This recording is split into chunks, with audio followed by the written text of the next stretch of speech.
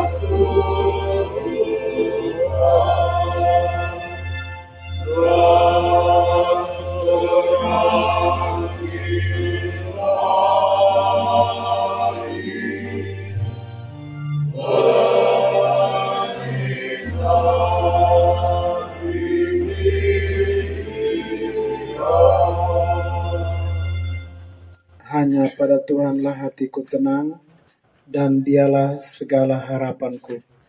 Hanya Dialah pelindung dan penyelamatku. Dia pendukungku, aku takkan goyah. Dalam nama Bapa dan Putra dan Roh Kudus.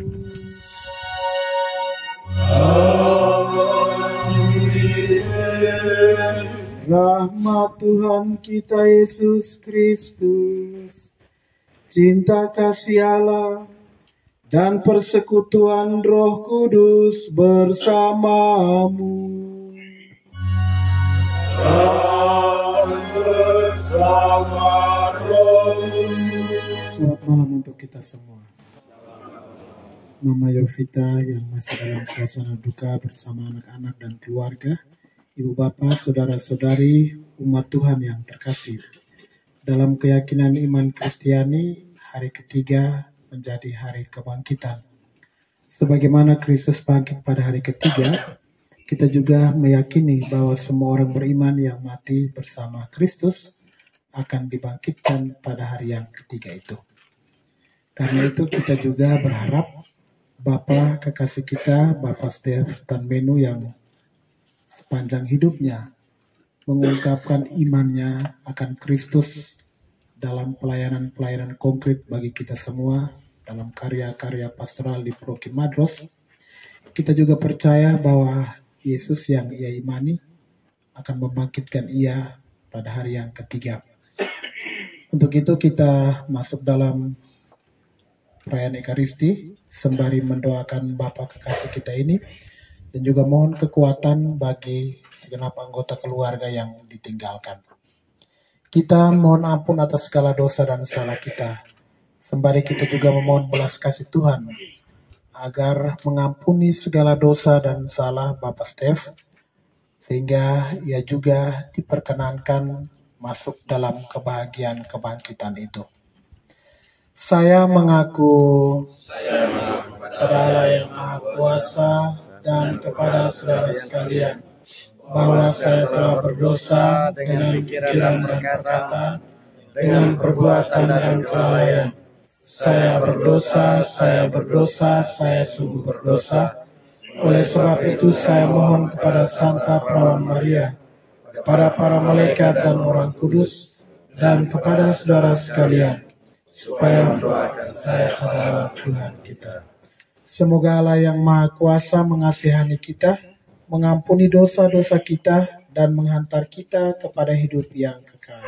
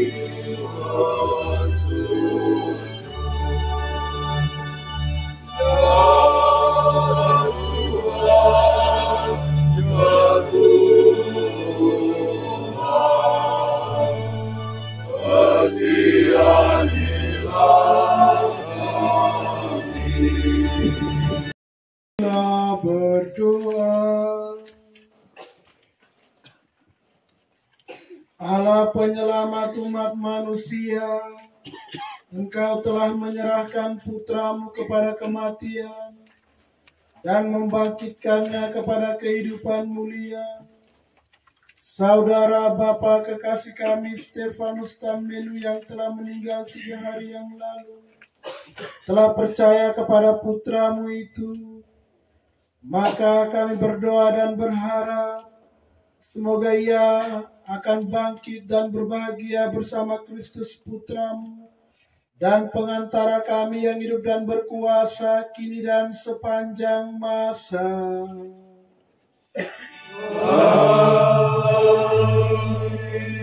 Pada jemaat di Kolose. Saudara-saudara, sekarang aku bersuka cita bahwa aku boleh menderita demi kalian dan melengkapkan dalam dagingku apa yang kurang pada penderitaan Kristus untuk tubuhnya, yaitu jemaat. Aku telah menjadi pelayan jemaat itu sesuai dengan tugas yang dipercayakan Allah kepadaku untuk meneruskan kepenuhan sabda Allah kepada kalian, yaitu rahasia yang tersembunyi berabad-abad dan turun-temurun kini dinyatakan kepada orang-orangnya yang kudus. Allah berkenan memberitahu mereka betapa kaya dan mulianya rahasia itu di antara bangsa-bangsa lain, yakni Kristus ada di antara kalian. Dialah harapan akan kemuliaan. Dialah yang kami beritakan dengan memperingatkan setiap orang dan mengajar mereka dengan segala hikmat untuk memimpin setiap orang kepada kesempurnaan dalam Kristus. Itulah yang kuusahakan dan kuperjuangkan dengan segala tenaga sesuai dengan kuasa-Nya yang bekerja dengan kuat dalam diriku. Saudara-saudara, aku ingin agar kalian tahu betapa beratnya perjuangan yang kulakukan bagi kalian, bagi mereka yang di Laodikia, dan bagi semuanya yang belum mengenal aku secara pribadi. Semoga hati mereka terhibur dan mereka bersatu dalam kasih, sehingga mereka memperoleh segala kekayaan dan pengertian yang meyakinkan dan mengenal rahasia Allah, yaitu Kristus. Dalam Dialah tersembunyi segala harta hikmat dan pengetahuan. Demikianlah sabda Tuhan.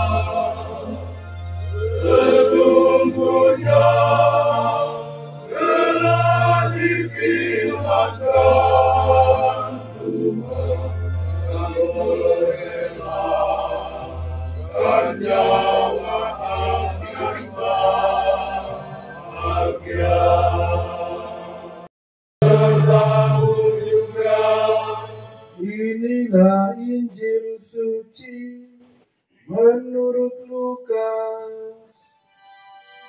Dimuliakanlah Tuhan. Injil Lukas 26 ayat 6 sampai 11. Pada suatu hari Sabat, Yesus masuk ke rumah ibadat lalu mengajar. Di situ ada seorang yang mati tangan kanannya. Ahli-ahli Taurat dan orang-orang Farisi mengamat-amati Yesus. Kalau-kalau ia menyembuhkan orang pada hari Sabat, agar mereka mendapat alasan untuk menyalahkan dia. Tetapi Yesus mengetahui pikiran mereka. Ia berkata kepada orang yang mati tangan kanannya, "Bangunlah dan berdirilah di tengah." Maka bangunlah orang itu dan berdiri di tengah. Lalu Yesus berkata kepada mereka, "Aku berkata kepada kalian, manakah yang diperbolehkan pada hari Sabat? Berbuat baik atau berbuat jahat? Menyelamatkan orang atau membinasakannya?" Sesudah itu ia memandang keliling kepada mereka semua, lalu berkata kepada orang sakit itu, "Ulurkanlah tanganmu." Orang itu mengulurkan tangannya dan sembuhlah ia. Maka meluaplah amarah ahli-ahli Taurat dan orang-orang Farisi. Lalu mereka berunding apakah yang akan mereka lakukan terhadap Yesus. Demikianlah sabda Tuhan.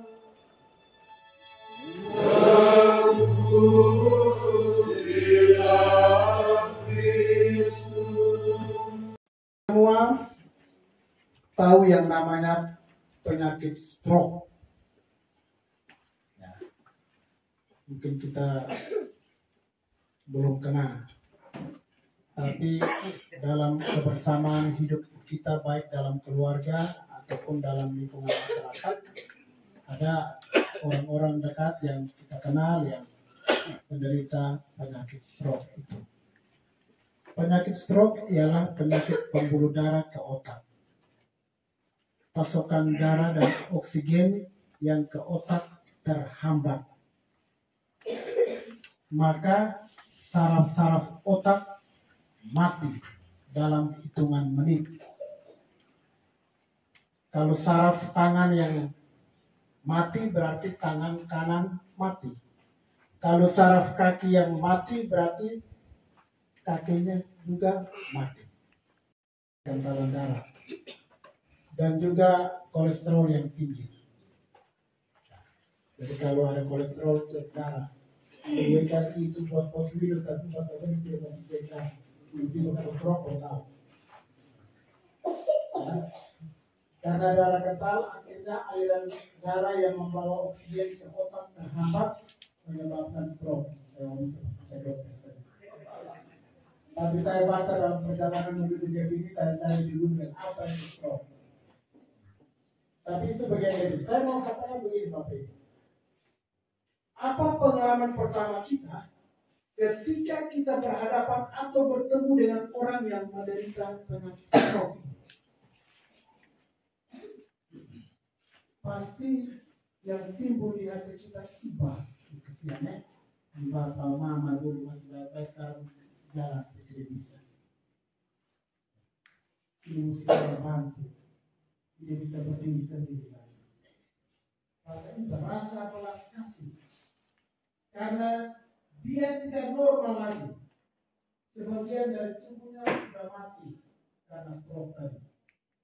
Manusia pasti kita punya rasa iba terhadap semua orang yang kita temui ketika mereka menderita stroke. Memang kasihan. Kalau kita tidak ada rasa iba terhadap orang yang mungkin sudah tidak bisa jalan, ya, makan juga sudah tidak bisa, mesti disuapin, ya. Permisi misalnya mau ke belakang pun harus orang bantu, memang sangat menderita. Sangat menderita. Ya, kita semua berjuang supaya jangan kena penyakit itu ya. Nah, Bapak Ibu Saudara-saudari, hal yang sama ini terjadi pada masa Yesus yang kita dengarkan dalam Injil tadi. Tadi dikatakan bahwa orang yang mati sebelah tangan kanannya. Memang dulu mungkin belum ada kata stroke. Maka penginjil hanya tulis bahwa orang yang mati sebelah tangan. Tapi itu gejala stroke itu. Dan ketika Yesus melihat orang ini, memang yang timbul dari dalam hati dan pikirnya kasihan. Karena rasa iba dan belas kasihan Yesus kepada orang ini, maka Yesus melanggar aturan adatnya orang Yahudi, yaitu hari Sabat. Kemudian argumentasi, mana yang lebih baik? Berbuat baik atau berbuat jahat? Menyelamatkan orang atau menyusahkan orang? Rasa iba itu membuat Yesus melanggar apa yang menurut tradisi tidak boleh. Bahwa ini aturan. Aturan adatnya orang Yahudi memang sangat keras, apalagi yang berhubungan dengan hari Sabat. Itu tidak main-main. Kalau tidak makan, tidak makan. Tidak ada bunyi, tidak ada bunyi. Tapi justru belas kasih itu jauh lebih besar dari sebuah penghayatan adatnya. Dan Yesus langgar itu demi manusia. Manusia. Karena rasa iba dan belas kasih. Ya, kita kadang-kadang lihat orang susah juga. Apalagi orang yang kena stroke ada di kita punya rumah. Mungkin kita hanya mampu layani 2-3 hari. Kemudian kita semaki dia. Mati sudah baik. Ya, kadang-kadang kejenuhan, kebosanan kita untuk melayani orang yang sakit stroke itu membuat kita tidak bisa tahan diri untuk kadang-kadang juga harus marah dia. Padahal dia sudah tidak bisa apa-apa. Tapi karena kejenuhan kita, ya, kepenatan kita untuk mengurus dia yang sakit ini, membuat kita akhirnya apatis, marah-marah, buat orang yang sudah stroke tambah sakit hati. Kita kurang kasihan. Kadang-kadang kita pastor pergi kasih komuni orang sakit di kita punya umat yang stroke.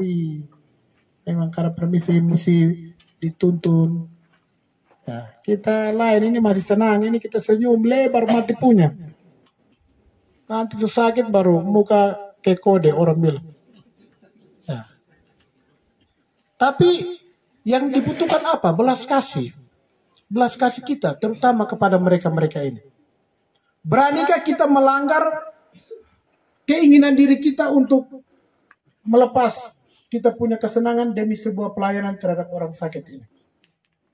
Mampukah kita meninggalkan keinginan kita demi menjaga orang anggota keluarga kita yang stroke?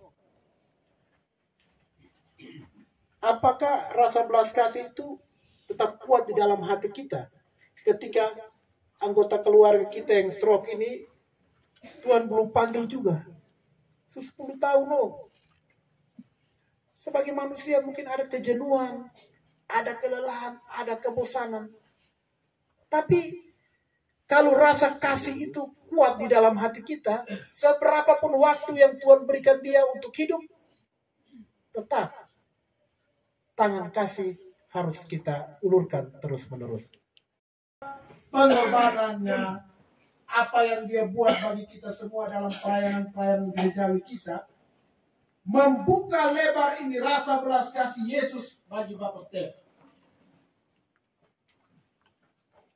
Sehingga dia bisa memperoleh keselamatan. Tidak hanya itu, kita juga memohon belas kasih Yesus sama seperti Yesus menyembuhkan orang yang mati sebelah tangannya itu juga kepada Mama Yovita dan anak-anak seluruh keluarga yang masih dalam suasana itu.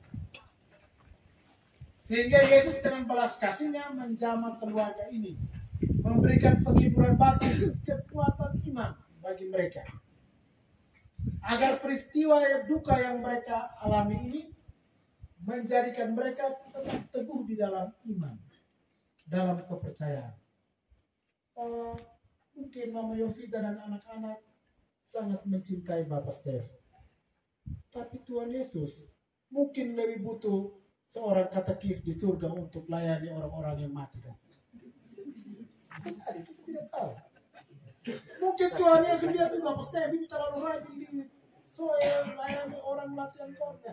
Saya butuh orang ini untuk itu umat yang meninggal dong, belum ada yang punya katekis, jadi dia Bapak Steph pergi supaya mungkin ajar kasih dong mati nyanyi katekis ada dong. Kita tidak tahu. Tuhan punya rencana lain dengan rencana kita. Mungkin keluarga punya rencana untuk masa depan yang lebih baik bersama dengan sang Bapa sebagai tiang keluarga. Tapi Tuhan mungkin lebih mencintai Bapak Steph. Karena itu kita yang percaya, kita mengimani. Engkaulah yang memberi, engkau pula lah yang mengambil. Terpujilah nama Tuhan. Hanya itu yang kita bisa ngomong. Karena sesudah itu kita tidak bisa buat apa-apa lagi. Karena kita ada dalam bingkai keterbatasan manusiawi. Kita tidak mampu menjelaskan sesudah ini bagaimana. Atau kita juga tidak tahu saat ini Bapak Steph bagaimana. Kita tidak tahu. Hanya Tuhan yang tahu. Dan jiwa Bapak Steph yang tahu. Karena itu memang benar, ini cerita anekdot ini untuk kita sudah pernah dengar. Anggap saja ini ref ulang. Alkisah seorang raja mempunyai 4 orang istri. Tahu, raja-raja dulu kan istri banyak. Jadi kalau sekarang yang ada istri banyak, itu coba cek dia pun darah, mungkin darah biru, jadi dia istri banyak. Bagus. Dan raja katakan, saya ini mau mati nih. Lu mau ikut saya atau tidak? Istri bilang, saya tidak mau. Saya tidak mau ikut. Raja sendiri mati. Sudah, akhirnya raja panggil istri yang kedua. Istri kedua juga memang raja suka. Bagus. Dia selalu puji dia putar tangga. Woi, kamu lihat, sama istri itu memang cantik. Selalu pamer. Pamer di semua orang. Dia panggil istri yang kedua. Saya mau mati. Mau ikut saya atau tidak? Untuk mati. Istri bilang, tidak, saya tidak mau ikut. Kalau raja mati, bah mati di situ saya nanti kawin lagi. Ini istri kedua, tapi ini tidak pakai ini. Nah, kemudian istri ketiga dia panggil. Istri ketiga juga baik. Dia selalu ada bersama dengan istri ketiga, bangun komunikasi yang baik. Dia tanya, istri ketiga, mau saya ini sudah sekarat mau mati. Ini mau ikut saya, kok mati juga? Istri ketiga tidak. Tapi kalau raja mati, saya akan atur baik-baik, ya, undang banyak orang semua rakyat kasih ini. Saya antar sampai di lubang kubur, selesai. Sementara mereka dua omong, tiba-tiba satu suara dari belakang, saya yang ikut raja. itu istri keempat. Padahal istri keempat ini raja tidak pernah perhatikan. Oh, kamu mesti belakang sana urus apa? Tidak pernah diurus. Dia istri keempat ini. Raja tidak ambil pusing dengan dia. Tapi dia ikut raja.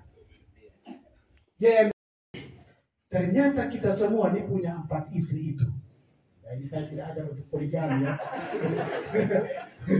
Tapi paling kurang kita punya ini semua. Istri pertama adalah tubuh kita. Kita hias ini tubuh ini dengan begitu banyak emas, ya, rantai, ini buat supaya semua orang puji kita. Tapi kita mati, dia tidak ikut kita. Dia hancur di dalam tanah. Istri yang kedua itu apa? Kita punya harta. Kita kumpul harta banyak-banyak. Kita pamerkan orang ini dia barang bagus, orang hebat tuh. Tapi ketika kita mati, harta kita orang lain yang dapat. Makanya tadi istri kedua kan kawin lagi. Artinya harta itu akan diberikan kepada orang lain. Istri ketiga siapa? Keluarga kita. Mereka juga tidak ikut kita. Mereka hanya atur kita punya pemakaman, ya, antar kita sampai di lubang kubur, selesai. Keluarga, sahabat, kenalan, semua orang yang sayang kita ini, lubang kubur. Dia kita tidak perhatikan. Dia kotor-kotor di belakang sana. Kita tidak pernah panggil dia untuk duduk dengan kita, tidak pernah rawat dia, tapi dia yang ikut kita kalau kita mati. Dia yang akan bertanggungjawabkan semua yang kita buat. Tapi anehnya, selama kita hidup, kita lupa istri keempat. Jiwa kita lupa. Kita lupa memberikan dia hiasan. Kita lupa memberikan dia kecantikan. Kita abaikan. Kita buang dia. Kita lupakan dia. Dari istri pertama, kedua, dan ketiga, kemudian yang keempat kita lupakan, padahal dia yang paling berharga kalau kita mati. Karena dia yang akan tetap ikut kita dan mempertanggungjawabkan semua yang kita buat di dunia ini. Jiwa. Jiwa itu akan tetap hidup. Tapi ketika kita hidup secara badania, kita abaikan jiwa itu.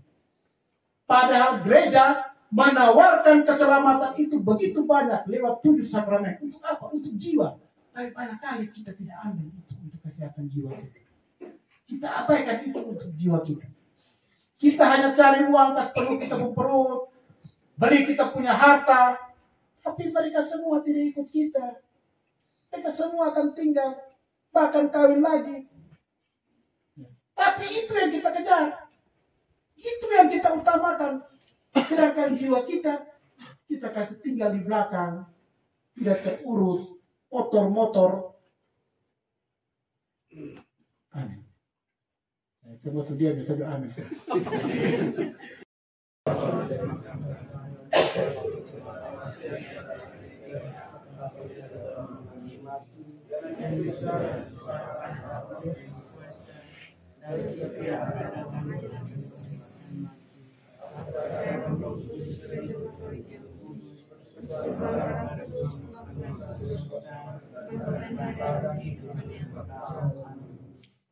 Dengan misa malam 3 malam hari ini, kiranya jiwa saudara kekasih kami, Bapak Stef, memperoleh kehidupan kekal bersama para kudusmu di dalam kerajaan surga. Marilah kita mohon. Di rumah-rumah tinggal atau di tempat-tempat pengungsian, Allah Bapa di surga kiranya menjamah dan menyembuhkan saudara-saudara kami saat ini sedang sakit dengan kasih dan kuasa-Mu agar mereka boleh mendapatkan kesembuhan. Marilah kita mohon. Di paroki Santa Maria Mater Dolorosa yang sudah meninggal dunia, berkatilah juga semua keluarga yang ditinggalkan, dan semoga dengan kematian saudara kami ini, kami yang ditinggalkan bisa mewariskan yang baik untuk kami lakukan. Kami mohon. dalam Kristus Tuhan kami. Amin.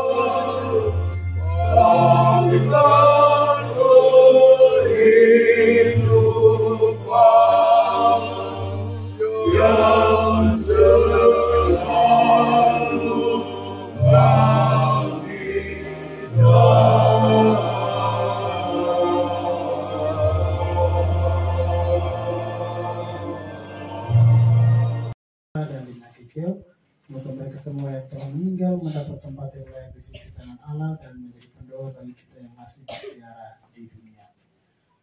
Berdoalah saudara-saudari supaya persembahanku dan persembahanmu berkenan kepada Allah Bapa yang Maha Kuasa.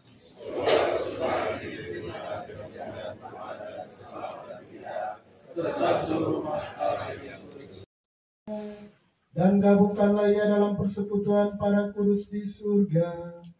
Demi Kristus Tuhan dan pengantara kami kini dan sepanjang masa. Amin.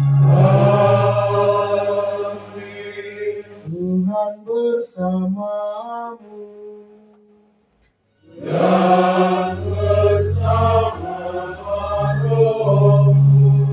Marilah mengarahkan hati kepada Tuhan. Sudah kami arahkan, marilah bersyukur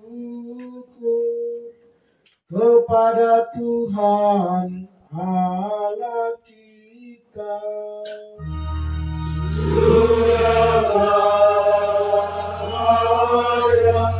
Dan sepantasnya. Sungguh pantas dan benar, layak dan menyelamatkan bahwa kami selalu dan dimanapun bersyukur kepadamu Tuhan Bapa yang kudus, Allah yang Maha Kuasa dan kekal, dengan pengantaran Kristus Tuhan kami. Dalam Dia terbitlah bagi kami harapan akan kebangkitan mulia, supaya orang-orang yang berduka karena kematian yang tak terhindarkan dapat terhibur oleh janji hidup abadi yang akan datang. Sebab bagi mereka yang mengimani Engkau Tuhan, hidup diubah bukan dilenyapkan.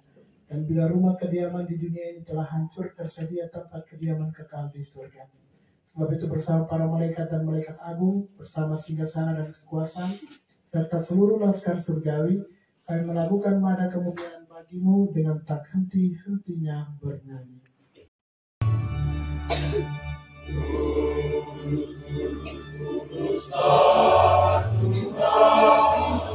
Allah segala kuasa,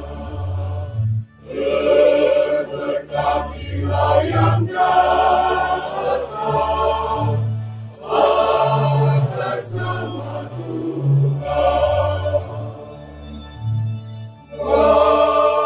Malaikat bersorak, memuji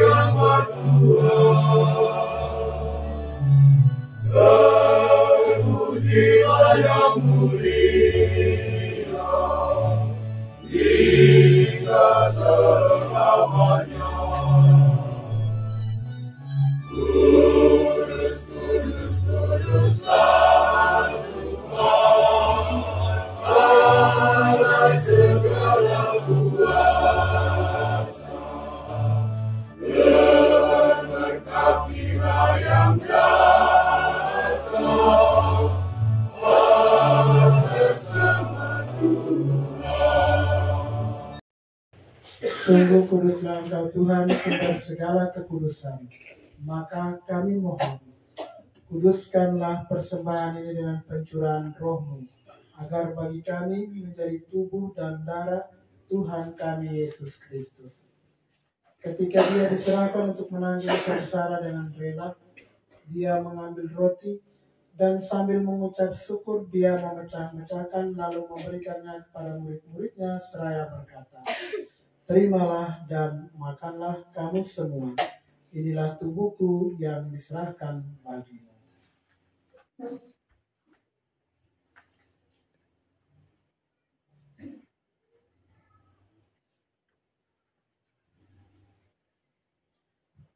Demikian pula sesudah perjamuan Dia mengambil piala, sekali lagi Dia mengucap syukur kepadamu, memberikannya kepada murid-muridnya seraya berkata, "Terimalah dan minumlah kamu semua. Inilah piala darahku, darah perjanjian baru dan kekal, yang ditumpahkan bagimu dan bagi semua orang demi pengampunan dosa. Lakukanlah ini sebagai kenangan akan aku."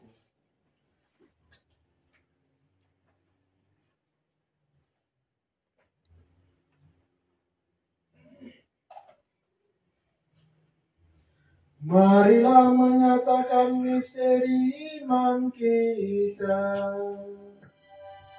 Setiap kali kami makan roti ini dan minum dari piala ini, bahwa Tuhan kami wartakan hingga Engkau datang.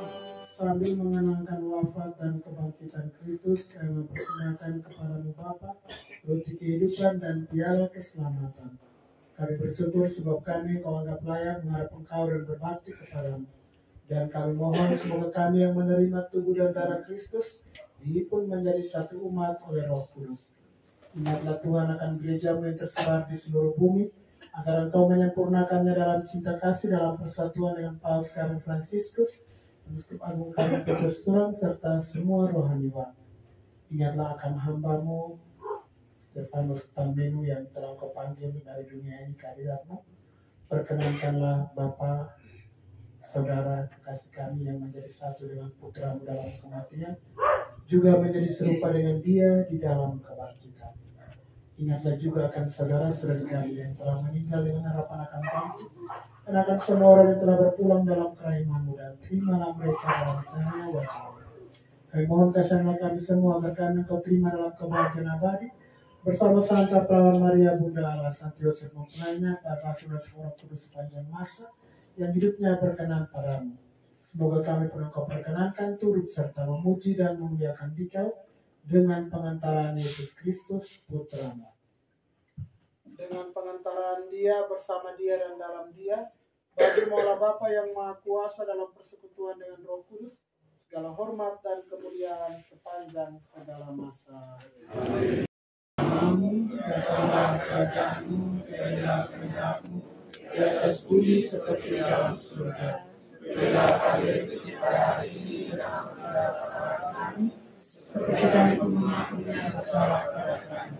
Dan jangan masukkan kami ke dalam pencobaan, tapi bebaskanlah kami dari yang jahat. Tuhan, kami mohon bebaskanlah kami dari segala yang jahat. Sudahlah berikan damai sepanjang hidup kami, supaya kami yang telah dikuatkan oleh kelimpahan belas kasih-Mu selalu bebas dari dosa dan dijauhkan dari segala gangguan, sambil menantikan harapan yang membahagiakan dan kedatangan penyelamat kami, Yesus Kristus.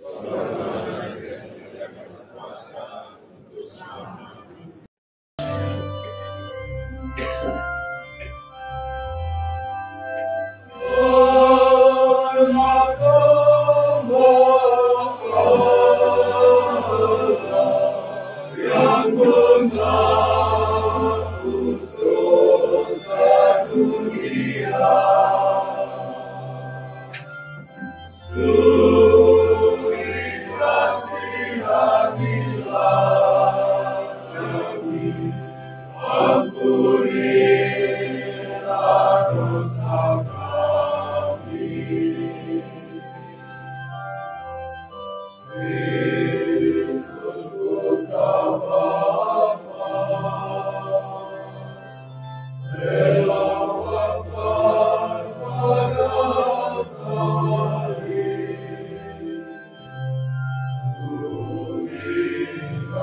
kasihani kami.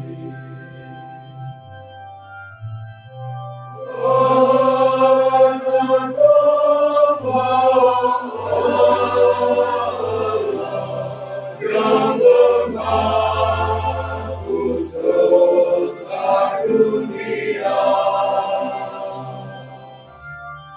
suri kasihanilah kami, ampunilah dosa kami.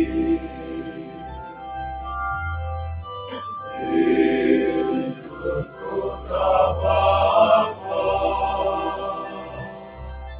pembawa damai sejati, berikanlah kami damai.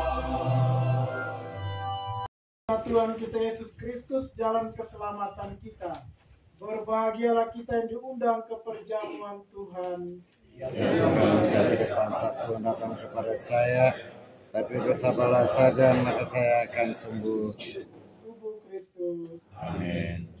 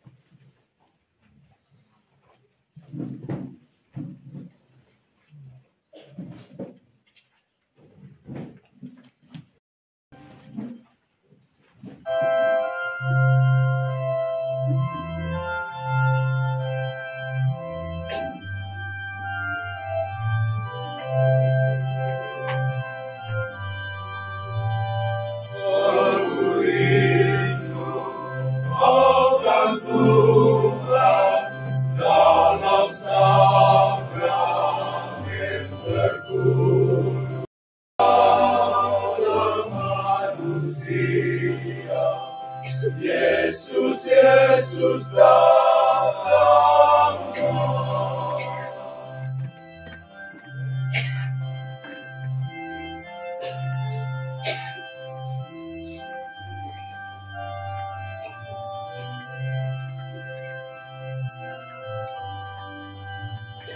Yesus tinggal di hatiku, aku amat bahagia.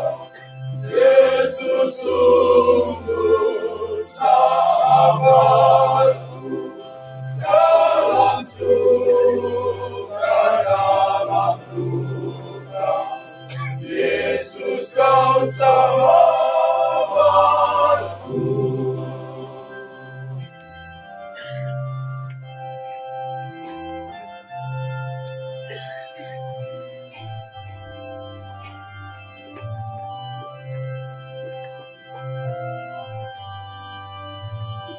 Salamku yang mulia, salam darah yang berharga, kau menghapus dosa dunia, dalam waktu disalib, puji syukur bagimu.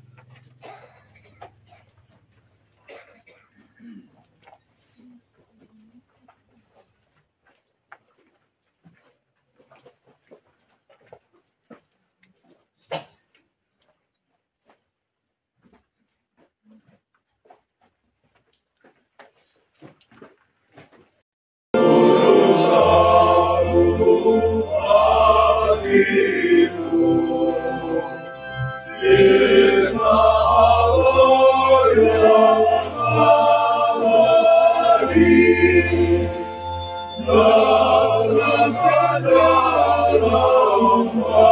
batinku, akhir cinta yang ilahi. Surilah kau berbarui, bagi seluruh umatku, agar berubah kiranya wajah budi dan Marilah berdoa.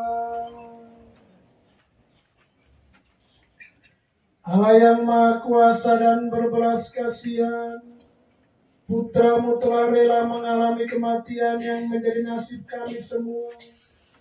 Tetapi Engkau membangkitkan Dia dan memberikannya kemenangan atas maut. Bangkitkanlah juga saudara Bapak kekasih kami Stefanus Tanmenu, agar ia memperoleh bagian dalam kemenangan itu. Demi Yesus Kristus Putra-Mu dan pengantara kami, yang hidup dan berkuasa kini dan sepanjang masa. Amin.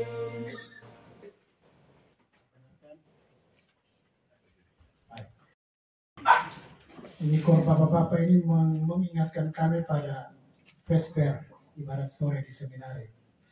Biasa jam 7 suara ini hanya suara laki-laki saja. Biasanya di lagu penutup itu suaranya lebih keras karena sesudah itu tahu dan kaca hijau tuh di kamar. Nah, terima kasih untuk korban Bapak. Semoga jaga performa sampai hari Krisma di ya, seperti pemain bola kaki harus jaga performa terus. Jadi kor juga harus jaga performa suara. Baik, terima kasih untuk korban Bapak. Mari kita menutup perayaan Eucharistia dengan mohon berkat Tuhan. Tuhan sertamu dan sertamu juga. Semoga kita semua yang hadir dalam perayaan Ekaristi ini, keluarga yang berduka keselamatan Bapak Stefanus Tanmenu, semua orang yang kita doakan dalam perayaan Ekaristi ini senantiasa dilindungi, dibimbing dan diberkati oleh Allah yang Maha Kuasa, Bapa dan Putera dan Roh Kudus. Amin. Perayaan Ekaristi pada malam ketiga untuk mendoakan Bapak Stefanus Tanmenu sudah selesai. Marilah pergi kita diutus. Amin.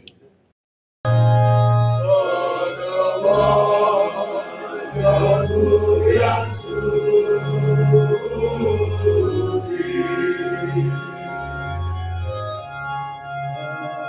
matamu nampak pedih satu temu, bawalah hatimu berdoa.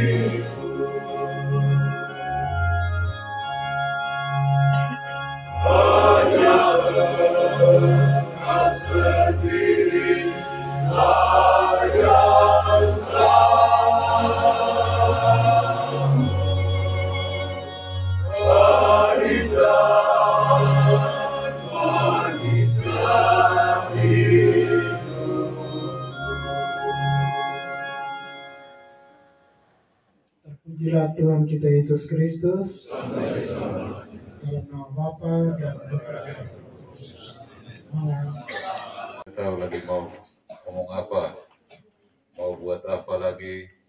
Ternyata dia yang begitu sama-sama dan kita harus pergi dan selama-lamanya.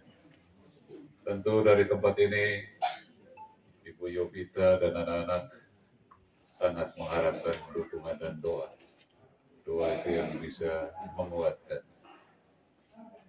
Dan yang kedua, di samping doa mungkin, ya sesekali jangan sampai Bapak Stef sudah tidak ada, sudah tidak pernah muncul-muncul lagi ke sini.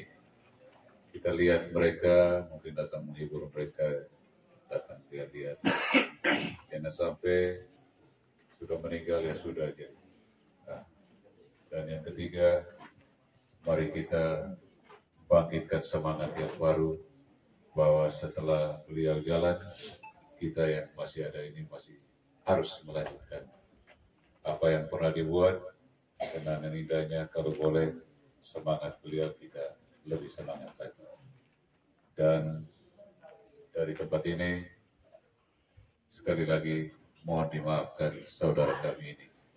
Kalau memang ada yang mengganjal sampai di malam ini juga, saya tetap meminta mohon dimaafkan dan atas nama Ibu Yovita dan anak-anak. Mohon dimaafkan kalau memang ada yang tidak berkenan pada urusan gereja, urusan lingkungan, KUB, dan masyarakat. Sebagai manusia pasti, biar sebaik-baiknya, tapi ada yang kurang. Mungkin hanya itu saja, dan terima kasih banyak dukungannya. Malam hari ini cukup banyak juga, berarti kita masih mendukung urusan pasti. Dan sekali lagi dari tempat ini, karena itu kita semua keluarga, selamat bersyukur, dan kita hari Jumat kita jalan. Jadi saya ngomong di Sihau, saya mungkin pagi lebih dahulu karena ada beberapa romo sudah lebih dahulu. Bupati kami sudah undang hari Selasa itu dengan almarhum juga ada. Jadi Bupati hadir, kita yang kor ya lebih semangat, dan kita lihat itu bukan urusan Kapela Siohau saja, itu urusan paroki Mater Dolorosa Soe. Dan yang kedua, habis itu kita juga harus balik mengurus di paroki yang sama tanggung jawab kepada kita. Baik, mungkin itu saja. Selamat malam dan salam.